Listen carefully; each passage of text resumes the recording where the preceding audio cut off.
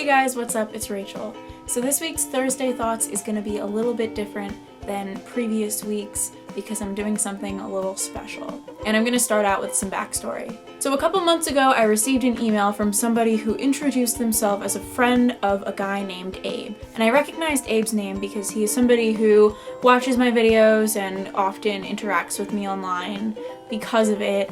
And he has been following what I do for quite some time. So I was like, oh, this must be something serious.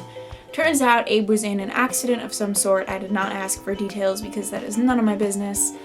And the friend thought that if I could send something his way, it would kind of lift up his spirits during his recovery. So of course, I was honored that they had reached out and that I could have that kind of impact on somebody and kind of, blown away by that. But simultaneously extremely concerned and sad that it happened to him. It took me a little while to figure out what the right thing to do would be. I didn't want to send him merch because that's super impersonal, and I was going to draw him a picture or something like that, but I just didn't really have the time to get that together because I'm a perfectionist and it takes me like 10 hours to draw a circle.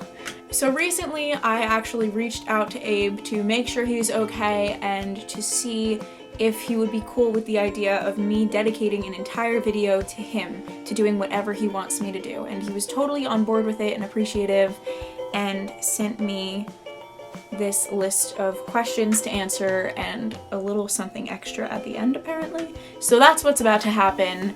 Abe, this is for you. I hope it puts a smile on your face and that my answers to your questions don't suck. Here we go, first question. When did you discover the incomparable Miss Simone, and what was her first work you read?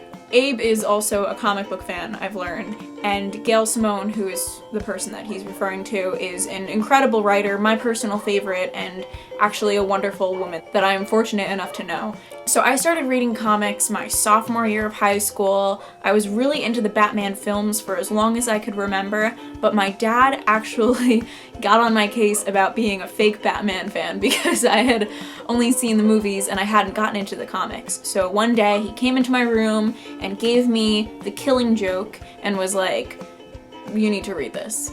Educate yourself, fix your life. And I was like, okay. And I was automatically blown away by it, fell in love with the book. And I don't want to give away any spoilers just in case somebody watching decides to go read it, but something very drastic happens to a female character in the book who isn't one of the main characters of the story, and then they just kind of like brush it under, the rug and leave it alone by the end of the story, and it was left kind of open-ended, and I, as a young woman, was really curious as to what happened with her. She was the only female character that really mattered in the story, and they completely ignored her insane storyline. Later I would learn that this is called putting women in refrigerators, when female characters are shot or injured or murdered or taken advantage of in a book just to help along the story of a male character, not because it actually has anything to do with her. She's used more as a plot device than as a person, which is this huge feminism controversy that I'm not going to get into right now. But anyway, so I did some more research on this character. I learned that her name was Barbara Gordon, she was Commissioner Gordon's daughter, blah blah blah, whatever. She becomes Oracle, and Oracle was written in a book called Birds of Prey. So I'm like, Birds of Prey sounds cool. I don't remember which issue was the first issue I read, but Birds of Prey is the first work by Gail Simone that I really got into, and I fell in love with her writing. From there I followed her to Batgirl, and one thing led to another, and here we are. What was the first movie you saw in a theater more than once? I actually don't remember which movie I saw in a theater more than once, but when I was like 2-3 years old, I had this obsession with The Wizard of Oz. I think I was Dorothy for Halloween like 3-4 years in a row, and I memorized the entire little Tin Man dance that he does when he's all like, oh my god, I'm falling. And I used to do it for hours in front of the TV, just watching the same scene over and over. What's your favorite album of all time? Tie between Three Cheers for Sweet Revenge by My Chemical Romance and Green Day's American Idiot. What inspired you to dye your hair red? I guess the main reason I dyed my hair red was because my mom stopped saying no. I had experimented with little chunks of color in my hair from a kind of young age. I started to really experiment with who I was when I was in high school, like I think most people do, and I ended up discovering that at the time, being a teenager and a performer, red hair was my jam. On top of the fact that I thought it looked decent on me, I was also looking up to numerous pop culture entities that had red hair, like Gerard Way from My Chemical Romance, Hayley Williams from Paramore, Barbara Gordon from comic books. I don't know, it just kind of happened. It was a week before my 16th birthday and I kept it until 3 days ago. Cake or pie? Most of the time cake, unless it's cookie pie, which is this, it's not actually called cookie pie, but it's this, I guess, Betty Crocker or something, mixed called Supreme Bars. That's brownies on the bottom, chocolate chip cookies mixed in, and then baked in a big pie dish thing. Dogs or babies? Oh my god, that's so hard. If you guys have seen in some of my previous videos, I actually have a Yorkie named Buddy. He's 10 years old and I adore him with all my heart.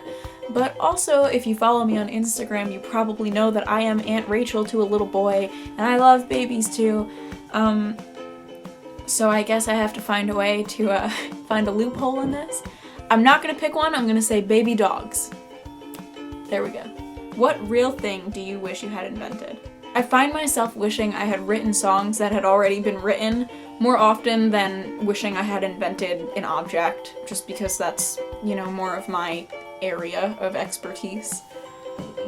So I'm gonna answer that question instead, because I don't really have an answer for what object I wish I had invented. It would probably take me forever to pick one, because I don't really know that much about a lot of inventions. I'm really into the show Shark Tank, and I'm really into like seeing stuff that people come up with, and I love innovative ideas, but I'm not an inventor by any stretch of the imagination.